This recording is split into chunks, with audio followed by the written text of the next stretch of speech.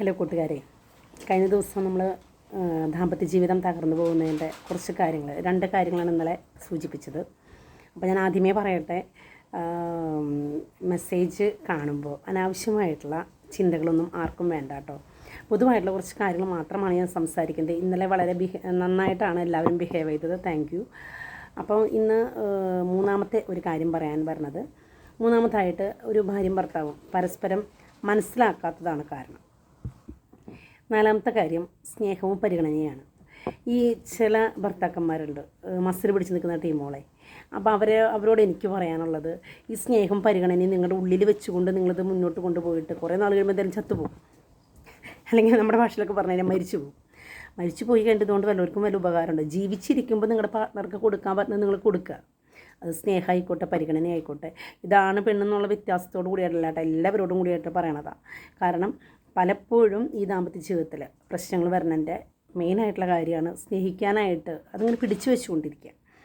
ഒരു സുഹൃത്ത്, എൻ്റെ കല്യാണമൊക്കെ കഴിഞ്ഞൊരു കുറച്ച് നാൾ കഴിഞ്ഞപ്പം എനിക്കൊരു ഫീലിങ്സ് ഉണ്ടായിരുന്നു.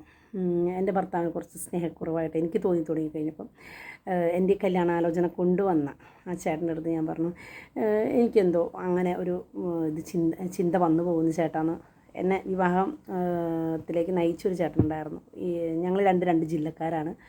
അപ്പം ഇതിന് ഇടനിലക്കാരനായിട്ടൊരു ബ്രോക്കർ എന്ന് പറയാൻ പറ്റത്തില്ല, എങ്കിലും എൻ്റെ ഒരു സ്വന്തം ചേട്ടനെ പോലെയാണ്.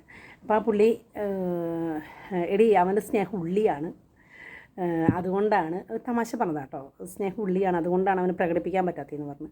ഞാൻ പറഞ്ഞു, എനിക്ക് സ്നേഹം ഉള്ളിലിരുന്നിട്ട് കാര്യമില്ല, എനിക്ക് പുറത്തേക്ക് പ്രകടിപ്പിച്ച് കാണണം. കാരണം ഞാനിപ്പോൾ എന്താ പറയുക, കാലത്തോട്ട് വൈകുന്നേരം വരെ ഏത് സ്ത്രീകളാണെങ്കിലും പുരുഷന്മാരാണെങ്കിലും ജോലിയിലൊക്കെ എൻഗേജ്ഡാണ്.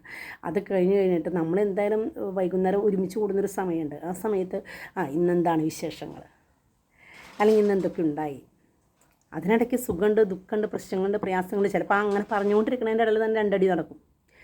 എങ്കിലും അതൊരു രസമാണ്. പക്ഷേ അങ്ങനെ നമ്മൾ നമ്മുടെ ജീവിതത്തെ ക്രമീകരിച്ചാൽ മാത്രമാണ് നമ്മുടെ ജീവിതത്തിൽ നമുക്ക് കൊണ്ടുവന്ന് തരാനായിട്ട് ആരും നിൽക്കത്തില്ല. സ്നേഹവും പരിഗണനയും നമ്മളെങ്ങനെയെങ്കിലും കുഴി കുത്തിയ കുഴിയിലേക്ക് ഇടാനായിട്ടാണ് ഓരോ വ്യക്തികളും നമ്മുടെ ചുറ്റിനും നിൽക്കണേ എന്നുള്ളത് നമ്മൾ ഭാര്യയും ഭർത്താവും ചിന്തിക്കേണ്ട ഒരു കാര്യമാണ്. ആ ചിന്തിക്കാത്തടത്ത് മറ്റുള്ളവരുടെ വാക്കുകൾ കേട്ട് ജീവിക്കാൻ തുടങ്ങിയാൽ ജീവിതം കുട്ടിച്ചോറാകും. അതുപോലത്തെ 5ാമത്തെ ഒരു കാര്യമാണ് ജീവിതത്തിലുണ്ടാകുന്ന പ്രാരാബ്ധങ്ങൾ, ബാധ്യതകൾ. എനിക്കറിയാവുന്നൊരു സുഹൃത്തിന് വിവാഹം കഴിഞ്ഞിട്ട് അദ്ദേഹത്തിൻ്റെ, അതായത് ഈ കൂട്ടുകാരത്തിൻ്റെ ഭർത്താവിൻ്റെ അമ്മ ഒരു ദിവസം വീട്ടിലിരുന്ന് പറയുന്നത് ഈ കൂട്ടുകാരത്തി കേൾക്കണം കേട്ടോ. ഇങ്ങനെയാണ് പറയണത്, എൻ്റെ മകന് കുറേ കടങ്ങളൊക്കെ ഉണ്ട്, കടങ്ങളൊക്കെ വീടിയതിന് ശേഷം അവർക്കൊരു കുഞ്ഞ് ജനിച്ചാൽ മതിയായിരുന്നു എന്ന്. പക്ഷെ അത് പറയുന്ന സമയത്ത് ആ പെൺകുട്ടി ഗർഭിണിയാണ്, 1.5 മാസം ഗർഭിണിയാണ്. അപ്പോൾ അത് കേൾക്കുന്ന അവളുടെ ഒരു മാനസികാവസ്ഥ വല്ലാത്തൊരവസ്ഥയാണ്. കാരണം 3.5 ലക്ഷം രൂപ ഭർത്താവ് കടത്തിൽ നിൽക്കുന്നൊരു സമയത്താണ് അവൾ ഗർഭിണിയാവണത്. അപ്പോൾ ഭർത്താവിൻ്റെ അമ്മ പറഞ്ഞത് എന്താ, ഈ 3.5 ലക്ഷം രൂപ എന്ന് കടം വിടുന്നു അന്ന് അതിന് ശേഷം കുഞ്ഞുണ്ടായാൽ മതി എന്ന്. കടങ്ങൾ ഒരിക്കലും തീർന്നിട്ട്, അല്ലെങ്കിൽ വീട് വെച്ച് കഴിഞ്ഞിട്ടാകാം ഒരു കുഞ്ഞ്, അതിൽ നാളെ നമുക്കൊരു ജോലി കിട്ടിയിട്ടാകാം ഒരു കുഞ്ഞ്, അങ്ങനെയൊക്കെ ചിന്തിക്കുന്ന ഒരുപാട് പേരുണ്ട്. അപ്പോൾ അവളുടെ മനോവിഷമം ഒരുപാട് സങ്കടത്തോടു കൂടിയാണ് വർഷങ്ങൾക്ക് മുൻപ് എന്നെ വിളിച്ച് പറയണത്. അപ്പോൾ ഞാൻ പറഞ്ഞു, എടി അവർ പ്രായമായ ആൾക്കാരാണ്, അപ്പോൾ അവരുടെ മാനസികാവസ്ഥ അവരുടെ മകനൊന്ന് സെറ്റിലായതിനു ശേഷം ഒരു കുഞ്ഞു മതി എന്നായിരിക്കും അവർ ചിന്തിക്കുന്നത്. പക്ഷെ നമ്മൾ അതിന് ചെവി കൊടുക്കണ്ട. ഇവൾ ഭർത്താവ് എന്ന് പറഞ്ഞു കഴിഞ്ഞപ്പോൾ ഭർത്താവ് പറഞ്ഞു, ഒരു കുഞ്ഞ് ജനിക്കുന്നുണ്ടെങ്കിൽ അതിനെ വളർത്തുന്നത് നോക്കണം ഞാനാണ്, നീ എന്തിനാ വിഷമിക്കണേ.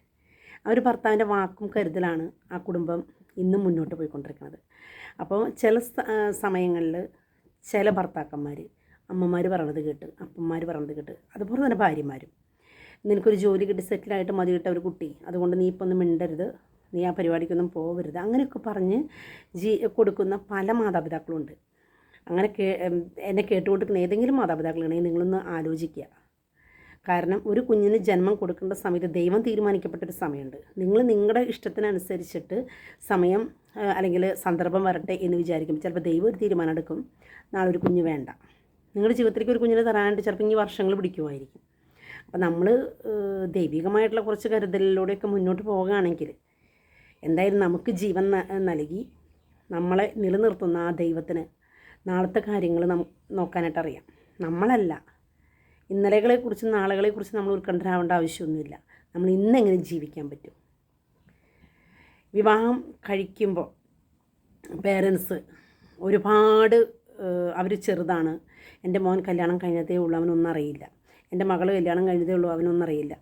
നിങ്ങൾ അതിനെക്കുറിച്ച് ബേജാറാവണ്ട. കാരണം എന്താ വെച്ചിട്ടുണ്ടെങ്കിൽ ഇവർക്ക് ഒരു ഭാര്യയും ഭർത്താവാകാനുള്ള ഒരു സമയം ദൈവം കണ്ടെത്തി കൊടുത്തിട്ടുണ്ടെങ്കിൽ അവർക്ക് മുന്നോട്ട് ജീവിക്കാനുള്ള എല്ലാവിധ ക്രമീകരണങ്ങളും ദൈവം തന്നെ ഒരുക്കി കൊടുക്കും. അതിലേക്ക് അപ്പനും അമ്മയും കൈയിട്ട് മുന്നേറുമ്പോഴാണ്, അല്ലെങ്കിൽ അപ്പനും അമ്മയും എന്താ പറയുക, ഓരോരോ വാക്കുകൾക്ക് ഫോൺ വിളിച്ചും അല്ലാതെയും ഒക്കെ ഈ പിള്ളേരുടെ പുറകെ കിടന്ന് നടക്കുമ്പോഴാണ് പല ദാമ്പത്യ ജീവിതങ്ങളും തകർന്നു പോകുന്നത്. അത് പ്രത്യേകം ശ്രദ്ധിക്കുക. ബാക്കിയുള്ള കാര്യങ്ങൾ അടുത്ത ദിവസങ്ങൾ നമുക്ക് സംസാരിക്കാം. Thank you.